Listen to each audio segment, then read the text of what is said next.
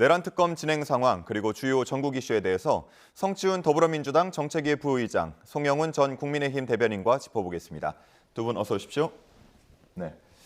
자, 윤 전 대통령이 어제 오전 9시쯤 출석을 해서 오후 6시 34분까지 특검 조사를 마치고 귀가했습니다.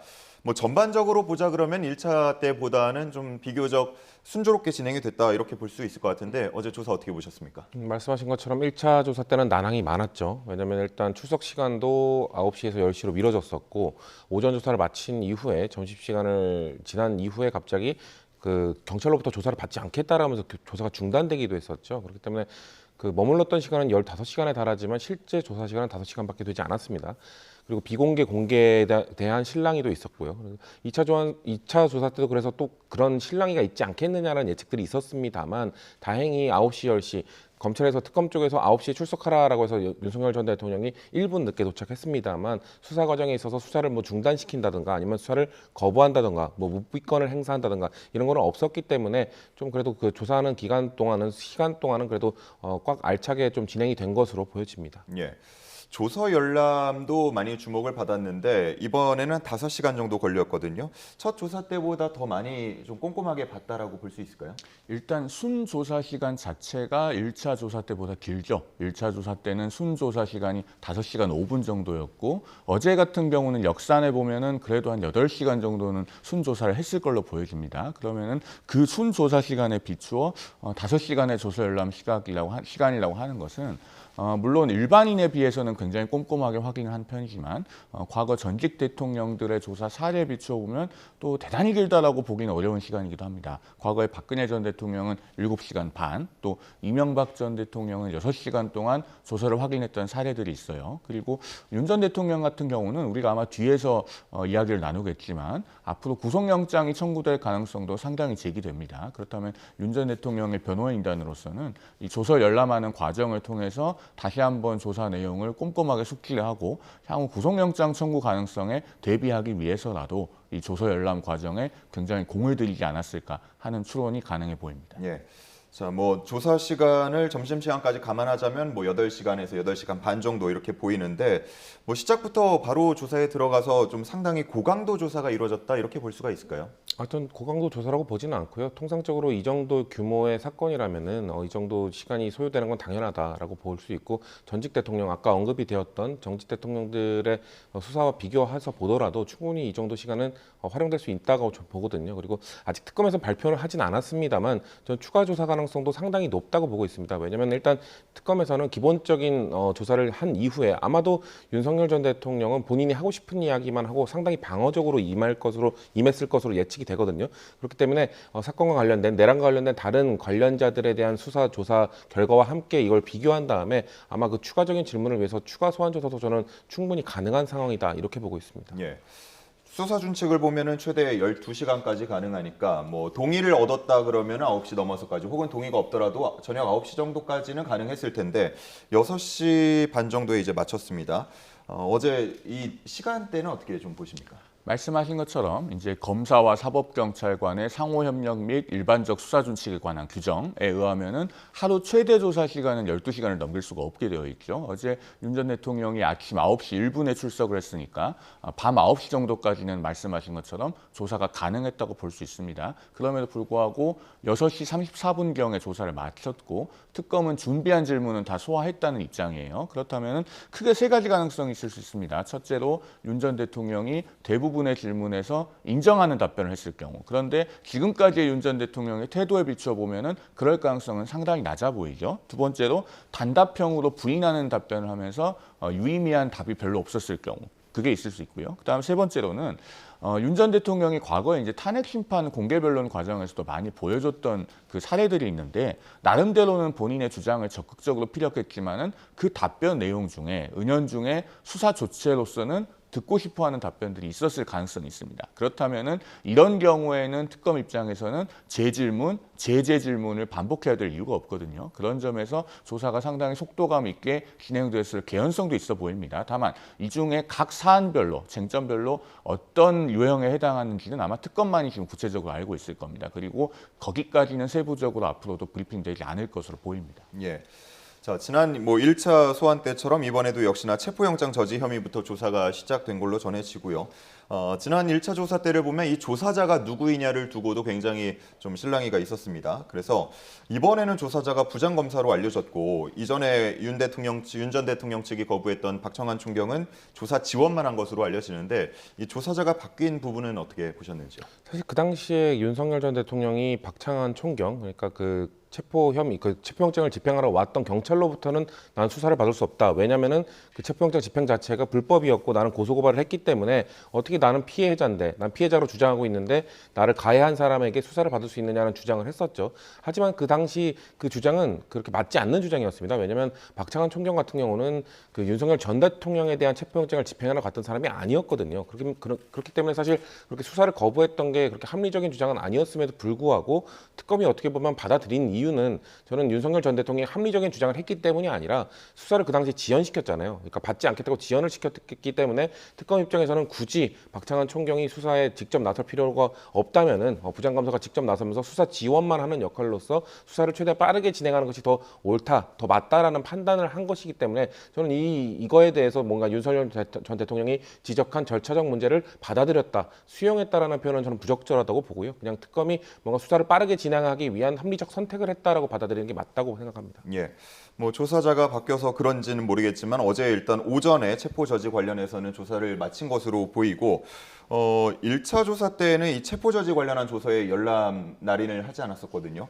아직 전해지진 않고 있습니다만 증거로 채택되려면 서명이 필요한 거죠. 그렇죠. 그런데 어제는 이제 특별히 서명 날인을 하지 않았다는 이야기가 들리지 않는 것을 보면은 정상적으로 조서에 서명 날인까지 마무리가 됐을 것으로 보입니다. 그리고 어제 이제 그 체포 저지 부분에 관해서 조사가 빠르게 이루어진 것은 1차 조사 때 윤 전 대통령이 그 부분에 관해서는 서명 날인을 거부했다고 하지만은 1차 조사 오전에는 조사가 이루어지지 않았습니까? 그러면 그 문답 과정에서 윤 전 대통령 측의 입장도 어느 정도 확인이 됐을 걸로 보여요. 그리고 이 특수공무집행 방해 혐의를 받고 있는 체포 저지 사안은 경호처의 관련 공무원들의 진술이 이미 광범위하게 수집이 되어 있을 것으로 보입니다. 우리 언론의 그간의 보도를 종합해 보면은 충분히 그렇게 추론할 수 있는 요소들이 있어요. 그렇다면은 윤 전 대통령 본인의 입장은 확인하는 정도이면 충분한 것이고 그것이 입증을 위해서 관건적이지는 않았을 것으로 보입니다. 그런 차원에서 빠른 시간에 조사를 마칠 수 있지 않았을까 하는 예상이 가능해 보이죠. 예.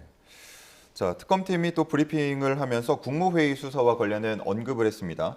국무위원 전원 소환은 사실 무근이다. 수사에 부정적 영향을 주려는 시도다. 이렇게 말을 했는데요. 어떻게 해석을 하면 될까요?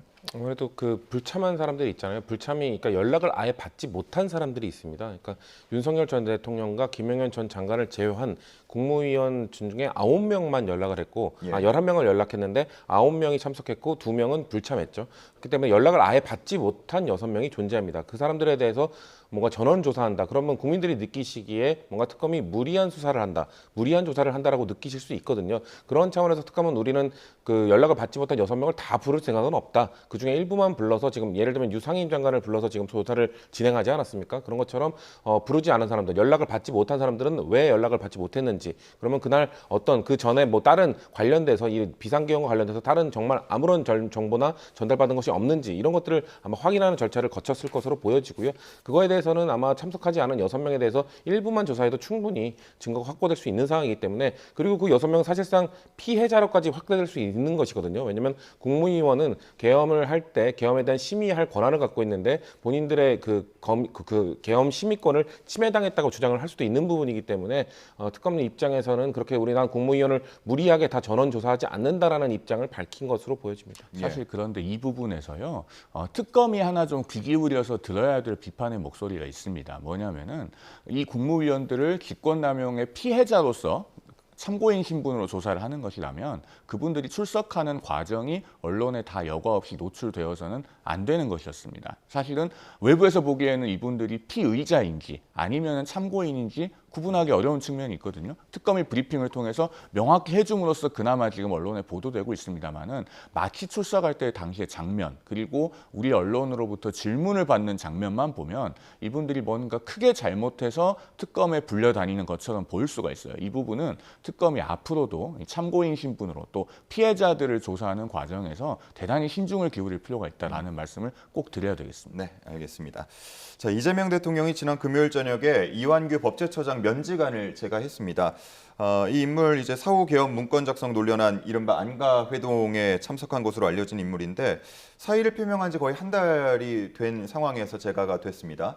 이 타이밍에 대해서 왜 지금일까 하는 부분에 대해서 어떻게 보시는지. 뭐 예상컨대는 이른바 그 안가 회동에 대해서 본격적으로 수사가 이루어질 가능성이 높으니 그러면은 이완규 전 법제처장의 현직을 보유하고 있는 상황에서 수사를 받는 것이 적절한가에 대한 고려가 있었을 것으로 추론이 됩니다. 물론 어제 강유정 대통령실 대변인은 오전에 이 부분 브리핑을 할 때 사유를 명확하게 설명하지는 않았던 것으로 기억이 되죠. 다만 박성재 법무부 장관에 대해서 이미 사의를 조기에 수리하지 않았습니까? 그러면은 이완규 법제처장에 대해서도 적어도 같은 시점에 사표를 수리했더라면은 왜 이 타이밍인가에 대한 적어도 의문이나 의구심은 없었을 것으로 보입니다. 특히나 이 안가 회동 관련해서는 특검이 출범하면은 수사 대상이 될 수 있을 것이라는 것은 그동안에 충분히 예상 가능했거든요. 그런 점에서 조금 더 이른 사의 수리가 오히려 더 낫지 않았을까 하는 생각을 해봅니다. 네, 이 부분에 대해서는 우리 성 부회장님도 저는 얘기 들어볼까요? 시기가 그렇게 중요하지는 않다고 생각을 하고요. 아마도 이런 후속 인사에 대한 고민, 왜냐하면 이완규 법제처장이 뭔가 사의를 표명하긴 했습니다만 결국 그 바로 받아들일 경우 공백이 생기잖아요. 그렇기 때문에 그 공백을 최소화시키기 위한 뭐 그런 대통령의 생각이 담기지 않았을까? 그렇기 때문에 저는 그렇게 타이밍을 그렇게 중요하게 생각해야 되나라는 생각은 갖고 있습니다. 알겠습니다. 자, 내란 특검이 출범하면서 외환죄 관련 수사도 본격화하고 있는데 어제 윤 전 대통령에게 어떤 점을 집중적으로 확인했을까 이 부분도 궁금하고요.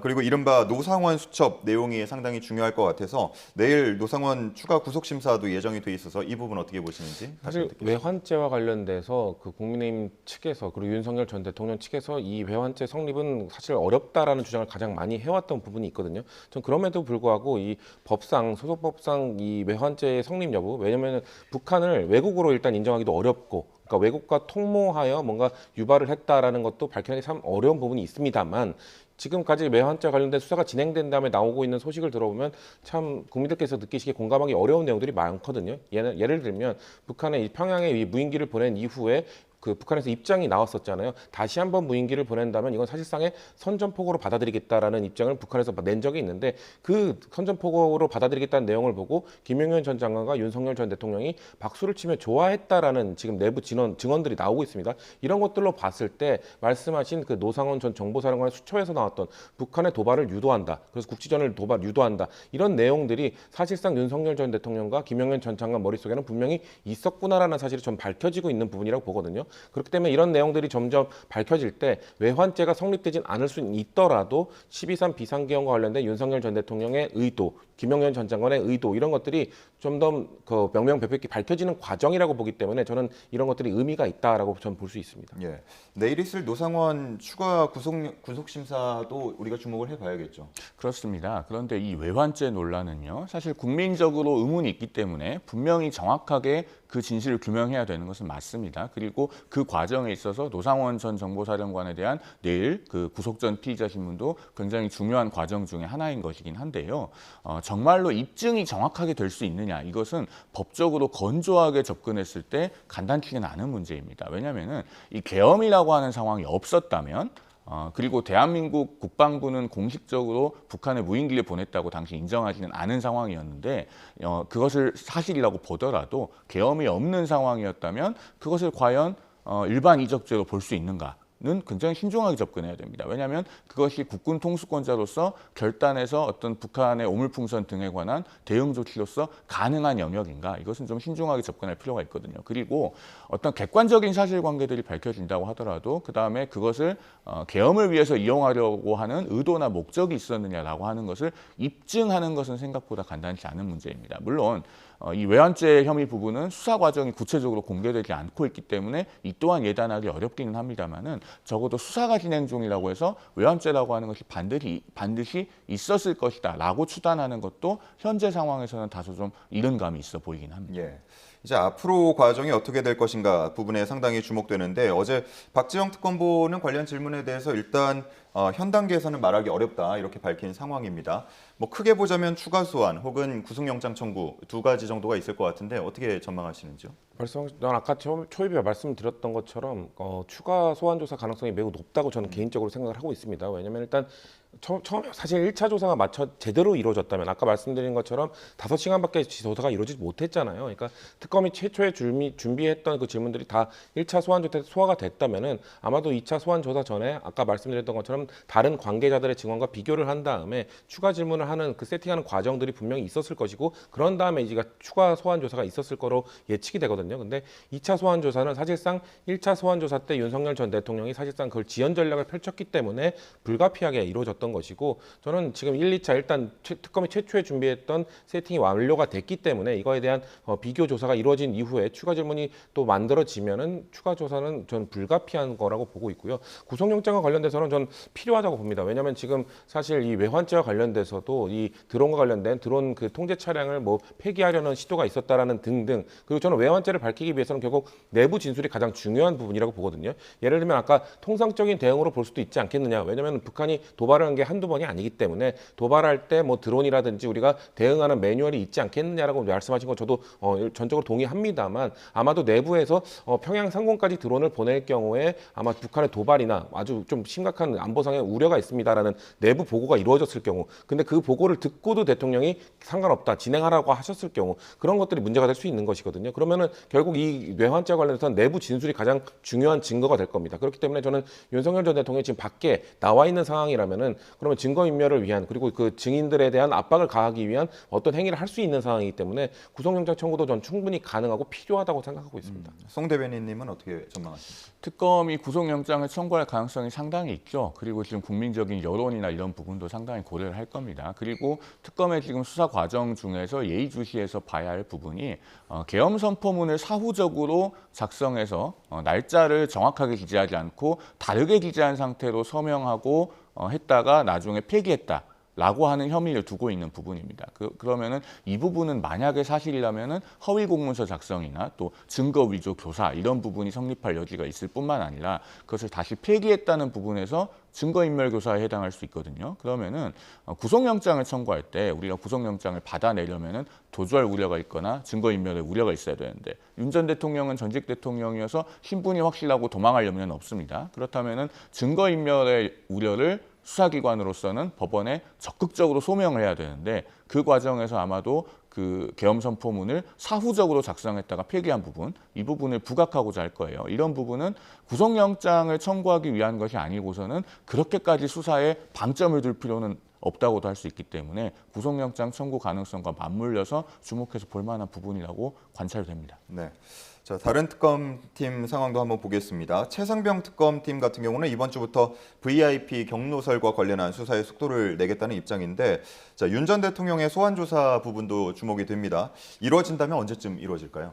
저는 일단 내란 특검에 대한 아까 말씀드린 초기 조사가 지금 이루어졌기 때문에 아마 빠른 시일 내에 최상병 특검에서 소환을 할 거라고 봅니다. 왜냐하면은 지금 김건희 특검, 최상병 특검 중에서 김건희 특검은 뭐 사무특검 최근에 압수수색을 이루어진 그것도 최초의 압수수색이거든요. 그렇기 때문에 뭔가 조사가 아직 미비된 부분이 많긴 합니다만 최상병 특검 관련돼서는 관련자들 조사가 거의 다 많이 이루어져 있어요. 그렇기 때문에 특검이 이미 이루어진 조사에 대한 자료를 좀 파악한 이후에 이미 대통령에 대한 소환 조사를 이미 준비를 했을 거라고 보고요. 다만 내란 특검이 대통령에 대한 수사가 좀 더 빠르게 이루어져야 되는 필요성이 있기 때문에 전 기다리고 있었다고 생각합니다. 그렇기 때문에 추가 내란 특검에서의 추가 소환 조사가 뭔가 날짜가 잡히기 전에 아마 저는 최상병 특검에서 먼저 윤석열 전 대통령에 대한 소환 조사를 진행하지 않을까 좀 그렇게 예측을 해봅니다. 예, 뭐 일자, 시간, 조사 관련해서 좀 협조가 이루어질까요? 서로 특검끼리 소통할 거 있을 거라고 보고요. 예. 아마도 내란 특검에 제가 말씀드린 1차, 2차 소환 조사가 완료되기 전까지는 아마 최상병 특검에서도 기다리고 있었을 거라고 예측이 되기 때문에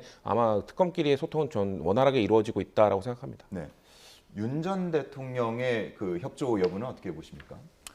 해병대원 특검에서 부를 경우에 협조 여부를 말씀하시는 예, 예. 거죠. 그 부분에 대해서도 지금까지 두 번의 특검의 출석 요구에는 모두 응했기 때문에 출석은 할 것으로 보입니다. 다만 어느 정도로 적극적으로 진술을 할지 이 부분은 현재는 예단하기 어렵죠. 그런데 앞서도 제가 잠시 말씀드렸습니다마는 윤 전 대통령은 본인의 대한 혐의를 방어하기 위해서 적극적으로 진술을 하는 경우에 두 가지 특성이 있습니다. 첫째로 굉장히 많은 분량의 발언을 합니다. 그리고 두 번째로는 그 발언을 하는 과정에서 은연중에 본인에게 불리한 내용도 많이 말하는 경향이 있습니다. 그것이 헌법재판소의 공개변론 과정에서 우리가 여러 번 확인을 했던 것이거든요. 그리고 그런 부분을 윤 전 대통령의 변호인단도 잘 숙지하고 있을 것이기 때문에 앞으로 이제 순직해병 특검에서 윤 전 대통령 출석 요구를 했을 때 출석을 하더라도 과연 어느 정도까지의 적극적인 진술이 있을 것인가 여기에 대해서는 현 단계에서 추정하기는 좀 어려운 측면이 있죠. 알겠습니다.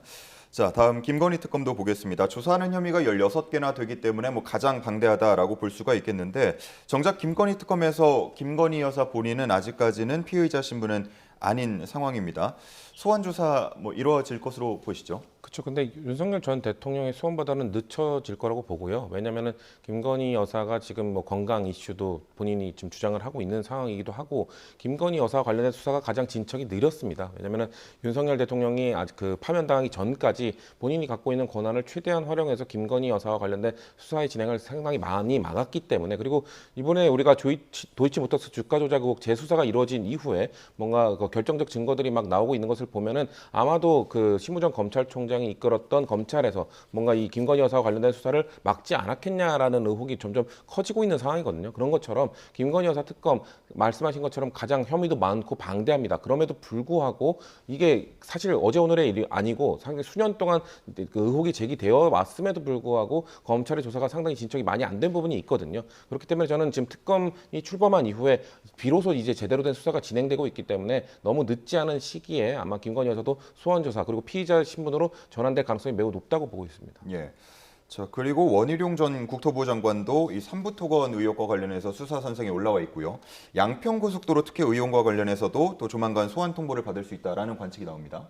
아마도 출석 요구가 빠른 시일 내에 있을 것으로 보이고 출석하지 않을 수 없을 것으로 예상이 돼요. 그런데 특검의 출석 요구 여부를 떠나서 지금 이렇게 복수의 혐의에 관련돼서 출국 금지까지 내려진 상황이고 이것이 언론 보도를 통해서 우리 국민들께서 다 알고 계신 상황이 됐다면 적어도 전직 장관으로서 그리고 또 현역 국회의원은 아니지만 엄연히 정치인이지 않습니까? 그러면은 국민 앞에 좀 소상하게 입장을 말할 필요가 저는 있다고 생각이 됩니다. 본인의 페이스북이나 이런 걸 봐도 아직까지 이렇다 할 입장이 보이지 않는데 본인이 그 당시에 주무장관이었기 때문에 이 우크라이나 재건 포럼의 삼부토건이 어떻게 참석을 하게 된 것인지 또 본인은 그런 것에 대해서 충분히 알고 간 것인지 아니면 장관과는 관련이 없다는 것인지 등등에 대해서 나름의 입장이 있을 것으로 보여요. 일단 국민 앞에 좀 소상하게 입장을 밝혀서 현재 국민들께서 가지고 계신 의문을 빠르게 해소해 줄 필요가 있다고 생각을 합니다. 예. 자, 이렇게 특검과 관련한 상황들 좀 살펴봤고요. 이제 전국 현안 두 분과 이야기를 이어서 나눠보도록 하겠습니다. 이재명 대통령이 어제 예정이 없던 주말 국무회의를 열고 하루 전에 본회의를 통과한 추경안을 심의 의결했습니다. 굉장히 좀 빠르게 심의 의결이 된 것으로 보이는데 그만큼 시급한 상황이다라고 메시지를 낸 걸까요? 그렇죠. 이거 추경 자체가 지금 국가 경제 상황이 너무 좋지 않다. 야당에서 계속 주장하는 것이 재정 상태가 이렇게 좋지 않은데 추경을 통한 이런 민생 회복 소비 쿠폰 이런 것들이 적절하냐라는 지적을 계속 해왔잖아요. 그럼에도 불구하고 민주당에서 이재명 정부에서 이렇게 추경을 추진했던 이유는 지금 국가 경제 상황이 하루라도 빨리 뭔가 마중물을 만들어내서 뭔가 회복을 시켜야 되는 단계에 있기 때문에 뭔가 추경을 결국 계속해서 야당의 반대에도 불구하고 추진을 했던 것이기 때문에 국무회의 역시 마찬가지입니다. 사실 주말에는 국무회의가 잘 열리지 않거든요. 그럼에도 불구하고 이재명 대통령 입장에서는 빠르게 이걸 의결을 해서 왜냐하면 이걸 민생회복 소비 쿠폰 등등을 실제 적용하기까지 시간이 또 걸립니다. 그렇기 때문에 행정부 차원에서 이것을 준비하는 시간을 하루라도 더 빨리 당기기 위해서 주말에 이례적으로 국무회의를 열어서 의결한 것으로 봐주시면 될 것 같습니다. 네. 자, 이번 일부 추가된 부분들도 있는데 민생회복 소비 쿠폰이 오는 21일부터 지급될 예정이라고 합니다. 내수 경기 회복에 어느 정도 도움이 될 것으로 보십니까? 기왕에 추경이 통과가 됐고 또 지급이 되니까 내수 경기 회복에 도움이 됐으면 하는 마음입니다만은 과거의 통계를 보면은 그렇게까지 내수 경기 회복 효과가 클지에 대해서는 의문입니다. 대표적으로 2020년 5월에 1차 전국민 재난지원금 25만 원씩 지급을 하고 나서 그해 12월에 KDI가 낸 보고서를 보면은 재난지원금으로 100을 나눠줬을 때 실제로 소비 증가로 연결되는 부분은 26에서 36 정도밖에 되지 않는다라고 하는 통계가 있거든요. 그리고 2009년에 대만에서도 비슷하게 소비 쿠폰을 나눠준 적이 있습니다. 그때도 소비 증가에 연결되는 부분은 24.3%밖에 안 된다는 통계가 있어요. 그런데 그런 어떤 부족한 소비 증가 효과에 비해서 이번 추경으로 우리나라 빚이 늘어나는, 즉 국민 한 사람 한 사람이 세금으로 갚아야 될 빚이 늘어나는 측면은 대단히 크죠.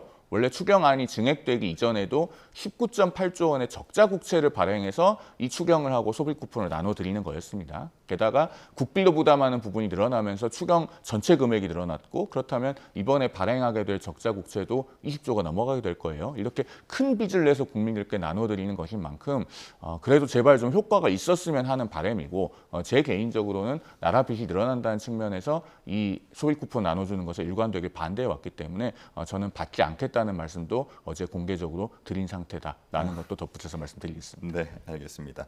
뭐 비수도권에 3만 원, 인구 감소 지역에 5만 원 추가 지급도 결의했고 사용처도 제한하면서 어쨌든 최대한의 좀 효과를 지금 추구하는 것 같아요. 그렇죠. 그러니까 소득 수준에 따라 좀 다르게 지급이 되고요. 비수도권 그리고 인구 소멸 지역에는 추가적으로 그러니까 증액을 해가지고 그쪽엔 좀 두텁게 지원하는 거를 결정을 했습니다. 저는 이런 것들은 야당의 목소리도 상당히 많이 반영한 거라고 보거든요. 그러니까 원래 민주당에서 추진하던 이런 지원금 같은 경우에는 모두에게 똑같은 금액을 주는 것을 항상 주장을 해왔었습니다. 그럼에도 불구하고 항상 야당이 주장했던 건 보수 진영에서 주장했던 아니다 그렇게 하지 말고 특정 계층에 두텁게 지원하는 것이 맞다라고 주장을 야당이 계속 해왔기 때문에 저는 그런 것들도 반영한 거라고 봅니다. 이 추가 예산까지 배정하면서까지 이 비수도권과 인구 소멸 지역에 조금이라도 더 지급을 하기로 한 것은 전 야당의 목소리도 지원을 좀 받아들이면서 그리고 국민 경제 회복에 좀 더 도움이 될 수 있는 그런 방향으로 이끌어가기 위한 조치라고 좀 보기 때문에 그런 것들이 좀 대변인께서 말씀하신 것처럼 좀 실효가 있었으면 좋겠다. 두드러지는 성과가 있진 않더라도 저희는 이번 추경 그리고 민생 회복 소비 쿠폰으로 인해서 갑자기 뭐 경기가 무조건 활성화되고 다 살아날 거라고 생각하지는 않습니다. 하지만 일정 정도의 마중물 역할을 해주기를 기대하는 차원에서 이번에 이 추경을 하고 있는 것이다라는 말씀을 드리겠습니다. 네. 자, 그리고 추경안 관련해가지고 또 논쟁이 붙었던 부분이 있습니다. 특활비인데 대통령실 특활비 그리고 검찰 특활비가 복원된 부분에 대해서 좀 진통이 있었습니다.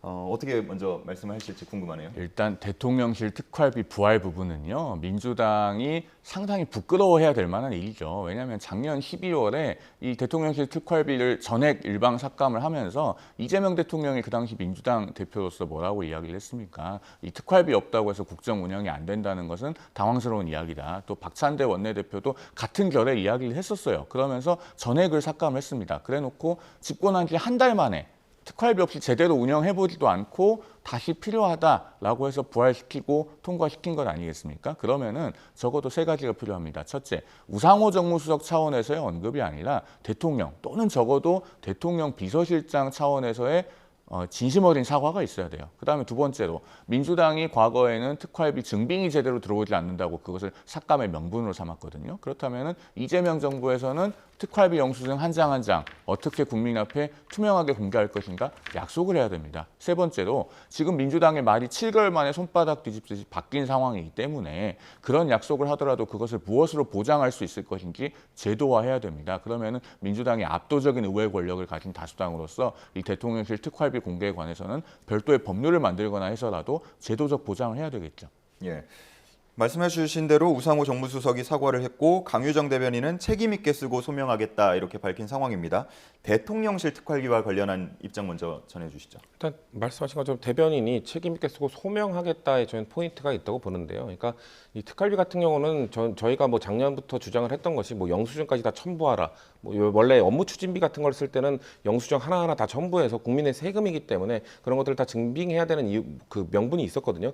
그럼에도 불구하고 특활비는 뭔가 윤석열 정부 들어서 너무 과도하게 쓰는 것 아니냐, 너무 명확하게 쓰는 것 아니냐라는 의혹을 제기했던 것이기 때문에 그런 것들에 대해서 대강의 사용처라도 밝혀라, 왜 이렇게 많이 쓰는지에 대해 밝혀라 이런 것들을 주장을 했던 부분이거든요. 그렇기 때문에 저는 말씀하신 것처럼 작년에 뭐 윤석열 정부 때 우리가 그런 것들에 대해 밝히려고 한 그 사례가 있는 만큼 올해 다 쓰고 만약에 이번에 41억 원을 지금 추가로 배정한 것이거든요. 그렇기 때문에 41억 원은 대충 어느 정도에 쓰였다, 어느 부분에 쓰였다. 만약에 국민의힘이 좀 납득하기 어려운 부분이 있다면은 야 그거에 대해서 조금 더 소명해야 되지 않는 거 아니겠냐? 아니냐라는 주장이 있으면 그거에 대해서 성실하게 답변하는 것도 민주당이 가져야 될 역할이라고 생각을 하고요. 저는 우상호 정무수석이 사과를 했고 그리고 대통령의 입이라고 할 수 있는 대변인이 이거에 대해서 철저하게 소명을 하겠다고 입장을 밝힌 만큼 글쎄요, 전 추가적인 이런 사과나 이런 것이 필요할까라는 생각은 있습니다만 그래도 야당과 그리고 국민들을 좀 더 설득하기 위해서는 좀 더 책임 있는 분께서 이거에 대한 유감 표명이라든지 사과 표명 이런 것들을 하셔도 저는 무방하다라고 생각합니다. 예. 제가 짧게만 하나 덧붙일게요. 이제 건설적인 제도에 관한 논의 차원에서 좀 덧붙이자면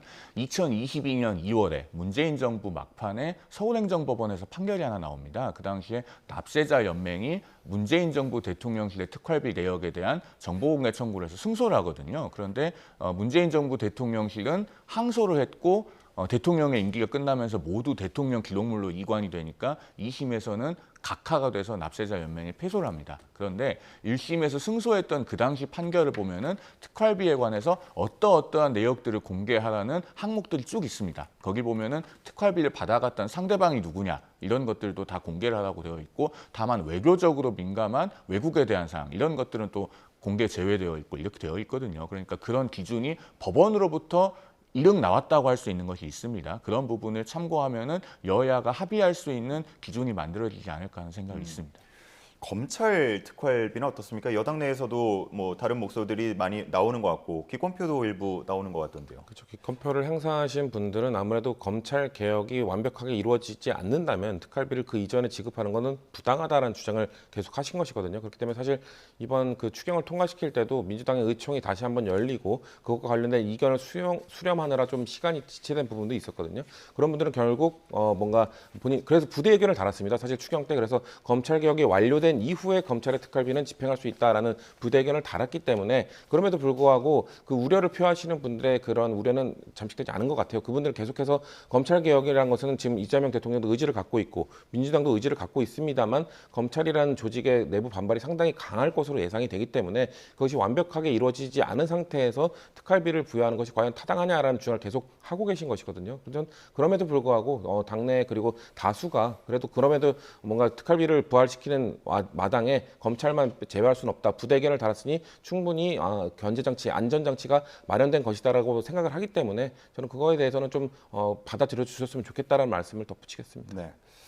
자, 김민석 총리 이야기도 해보겠습니다. 야당의 반대에도 인준이 강행이 됐고요. 그 이후에 뭐 국무회의도 참석을 하고 농민단체도 만나고 오늘 오후에는 첫 당정협의회도 주재하는 것으로 알려졌는데 앞으로 행보 어떻게 좀 보시는지 궁금하네요. 실세 총리가 될 수 있다는 관측도 있는데 그동안에 김민석 총리가 인사청문회 과정에서 제기되었던 논란과 의혹을 제대로 해명하지 못하고 총리가 된 상태이고 또 이분은 이미 불법정 기자금 전과가 반복해서 있었던 분이기 때문에 실세 총리가 될수록 오히려 우리 공직사회의 부작용은 어떻게 보면 더 크다고 생각이 됩니다. 과연 그러면은 실세 총리가 돼서 전면에 나설 때 내각을 통할하면서 공직기강을 유지할 수 있겠는가? 오히려 후야 공무원 중에 누군가가 정기적으로 후원금 명목으로 돈을 받거나 돈 봉투를 받았을 때 과연 그런 부분에 대해서 단호하게 징계와 제어가 가능할까 하는 의문이 들죠. 오히려 대독 총리, 의전 총리, 방탄 총리가 되는 것이 우리 국정 차원에서는 더 나을 수도 있겠다는 생각을 합니다. 그리고 짧게 덧붙이면은 이제 임명이 되자마자 농민단체를 가장 먼저 만났는데 그 자리에서 농민단체 요구사항은 2주 안에 한 번 더 다시 만나달라, 대통령도 우리와 타운홀 미팅을 가져달라 뭐 이런 것들이었어요. 그런데 정치인 출신 국무총리가 본인을 부각시키거나 혹은 본인의 어떤 업적을 쌓기 위해서 지나치게 오버하게 되면 이런 부분에서 각 직역단체나 직능단체들의 요구들을 하나하나 다 들어줘야 될 수 있습니다. 사실 이런 부분에서 첫 행보가 조금은 염려스러운 부분도 있기 때문에 앞으로 야당으로서는 굉장히 예의주시하면서 또 필요하면은 비판과 견제를 늦추지 않아야 될 것으로 생각됩니다. 네.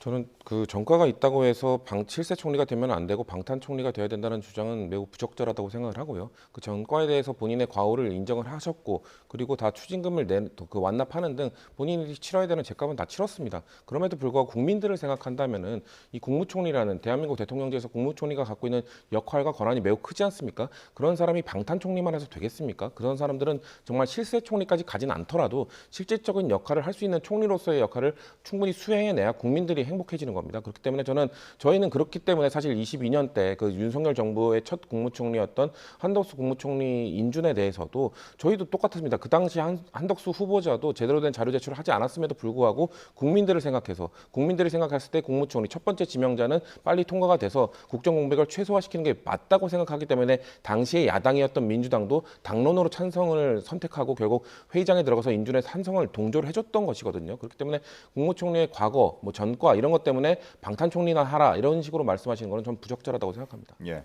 자, 이제 뭐 다음 주부터면 여러 장관 후보자에 대한 인사청문회도 열리게 될 텐데요. 여야의 대치는 피할 수 없어 보입니다. 하자가 있는 후보자들이 많이 있죠. 단적으로 지금 이진숙 교육부 장관 후보자 같은 경우에 아니 교육부 장관 후보자 아닙니까? 그러면 논문 표절을 하나만 했어도 낙마 사유가 될 수 있을 마당에 지금 10개 이상의 논문을 표절했다는 의혹이 제기되고 있고 그 표절했다고 하는 대상 논문이 다른 학자의 논문도 아니고 본인 제자들의 논문이고 그것도 제자들의 그냥 논문도 아니고 석사학위 논문을 표절했다는 의혹까지 나오고 있는 상황입니다. 그런데 이런 것들도 명확하게 해명을 하지 못하고 지금 인사청문회 과정에서 얘기하겠다 이런 입장이거든요. 이런 후보자들이 이진숙 후보자만 있는 게 아닙니다. 이런 현상이 발생한 이유는 김민석 총리에 대한 인사청문회 과정에서 사상 처음으로 총리 후보자인데도 증인 참고인이 없는 인사청문회가 이루어졌기 때문이에요. 그래서 이렇게 국무위원 후보자들이 불성실한 태도로 청문회에 가서 답하겠다라고 버티고 있는 상황이라면 불가피하게 야당으로서는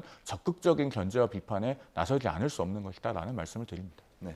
후보자들이 어떻게 인사청문회 잘 넘어갈 수 있겠습니까? 적극적으로 대응을 해야겠죠. 근데 저도 이진숙 장관 후보자에 대해서는 그 논문 표절 관련된 충분한 해명이 아직 이루어지지 않고 있다라고 봅니다. 왜냐하면 논문 표절은 사실 2007년 이후에 이루어진 논문 표절은 상당히 엄하고 중하게 다뤄야 되는 부분이 있거든요. 이전까지는 사실 뭐 나쁜 관습입니다만 학계에서 그런 것들을 뭔가 제자의 논문을 교수가 대신 내고 이런 것들이 횡행하게 이루어져 왔기 때문에 이진숙 후보자가 지금 받고 있는 10개의 논문 중에 일부는 그 이전이고 일부는 그 이후기 때문에 저는 그 이후의 부분에 대해서는 충분하게 소명을 하지 못한다면 국민들이 납득하기 어려울 것이다라고 생각을 하고 있습니다. 다만 다른 후보자들 같은 경우에는 저는 지금 뭐 결정적인 뭐 이런 증거나 뭐 혐의들이 나오고 있느냐 저는 그렇게 보지 않거든요. 예를 들면 뭐 윤호중 장관 후보자나 김영은 장관 후보자의 경우에는 지금 음주운전 전력을 갖고 지금 지적을 야당이 맹렬하게 하고 있는데 그 음주운전 전력들이 다 1995년, 94년 이때입니다. 저는 그때 음주운전한 건 괜찮냐? 저는 이렇게 생각하지 않습니다만 사실 정치권에서 지금 음주운전 관련돼서는 윤창호법 시행 이후 2018년입니다. 아니면은 2005년, 6년 그때 음주운전에 대한 기준이 강화된 이후 그 이후에 대해서 좀 엄하게 처벌하고 있거든요. 마찬가지입니다. 국민의힘도 작년 총선 기준으로 윤창호법 이전에 있었던 한 번의 음주운전은 다 공천의 결격 사유가 되지 않았어요. 그렇기 때문에 그런 부분에 대해서 뭔가 윤호중 장관 후보자나 김영호 장관 후보자에 대해서 너무 과하게 공격하는 것은 본인들도 되돌아봐야 되지 않겠냐는 지적을 드리고 싶습니다. 네, 알겠습니다. 자, 내란 특검 그리고 주요 전국 이슈 두 분과 함께 살펴봤습니다. 성치훈 더불어민주당 정책위 부의장, 송영훈 전 국민의힘 대변인 두 분과 함께했습니다. 고맙습니다.